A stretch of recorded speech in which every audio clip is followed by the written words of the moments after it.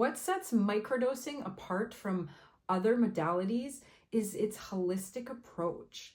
Welcome back. In this video, we're going to be talking all about the holistic approach to microdosing for PTSD and trauma recovery. When people are diagnosed with PTSD, and if you're going through trauma recovery, it usually means that you are attending therapy, and in a lot of cases, people are taking medication. This is not the holistic approach. This is what they call the top-down approach, which means that they're treating PTSD and trauma with talk therapy and medication only. A holistic approach is the bottom-up approach, where it's dealing with the things that are happening inside your body, inside your nervous system. It's all about getting your nervous system to relax. It also includes talk therapy and medication if you choose to go that route. Now, I'm not saying that the top-down approach is a bad thing.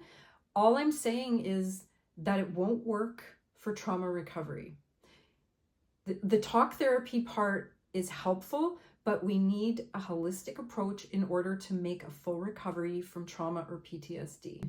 And in the top-down approach, what typically happens in talk therapy is they start with cognitive behavioral therapy. Now, I'm not saying that it's a bad kind of therapy. It's just not the kind of therapy that works for trauma recovery. And the reason for that is that cognitive behavioral therapy focuses on your thinking and trying to change the way you think.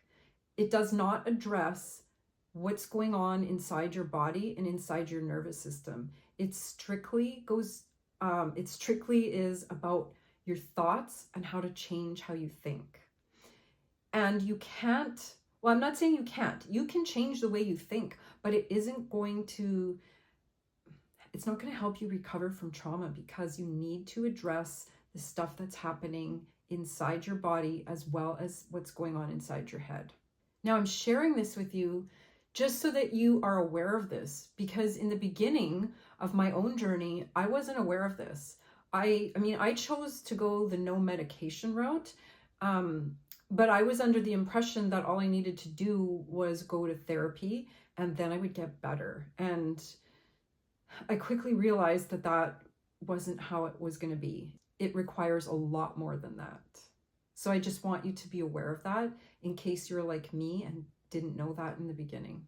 And I'm also not saying that that top-down approach is bad. It's just, like I said, it doesn't work for trauma recovery. I'm not here to bash the mental health system at all. It's simply the way people were trained. And there is so much more information coming to the mainstream these days about trauma and how it is in the nervous system, and you need to do some of that nervous system work, and you need more than just talk therapy in order to recover. And a lot of therapists, coaches, any kind of mental health professional, they're not all trauma informed. And if they are simply using the top-down approach with you, that's a huge indicator that they are not trauma informed. And again, I'm not saying it's bad, but if you are going through trauma recovery, it's really important to be working with somebody who is trauma informed. Now, talking about the holistic approach, I'm going to mention medication. And I mentioned in previous videos that I chose to go the no medication route. And I just didn't want to feel like shit. I didn't want the side effects. I didn't want to have to worry about coming off of these drugs at a later date.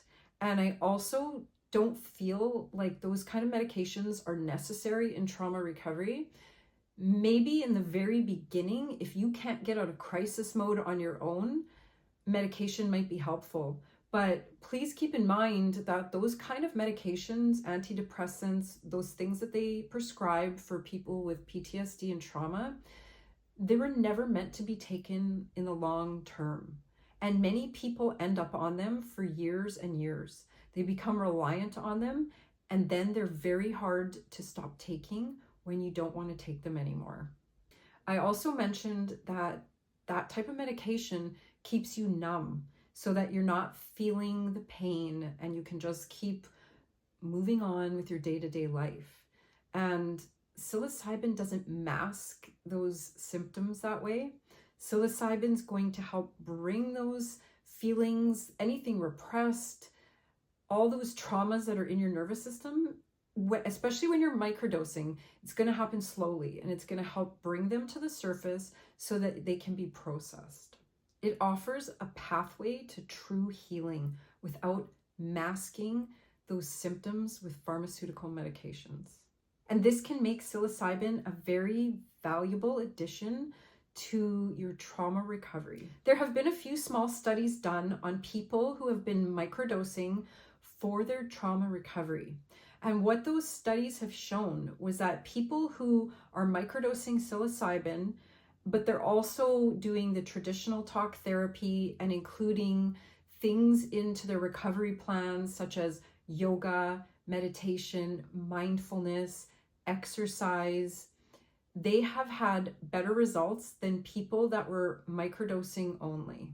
So keep in mind that that is the holistic approach. Just microdosing and not doing anything else is not a holistic approach, and it's probably not going to get you the same kind of results that you would get if you were doing talk therapy and adding all those other activities in. And for myself, I was already doing all those things, talk therapy, yoga, meditation, mindfulness, exercising, spending time in nature. So when I added the psilocybin into all of the stuff I was already doing, I had some really awesome effects. And I don't know if I would have had the same kind of results if I was only doing the microdosing. The studies, however, indicate that I probably wouldn't. As I've mentioned, it's essential to approach microdosing responsibly and mindfully. And that's why I put together this little mini course. And I did that so that you would have all the information you need in order to make that decision, whether or not it's right for you, in a responsible and mindful way. But if you're still unsure or have questions, then it's really important to talk to somebody, a professional or a coach or somebody like myself who can help you and help you feel comfortable with it. Answer any of the questions you have and try to put your mind at ease. So safety and a controlled environment, as well as some additional support if you need it, are the key to reaping all the benefits that microdosing has to offer. With that being said, we're going to go ahead and move on to the next video,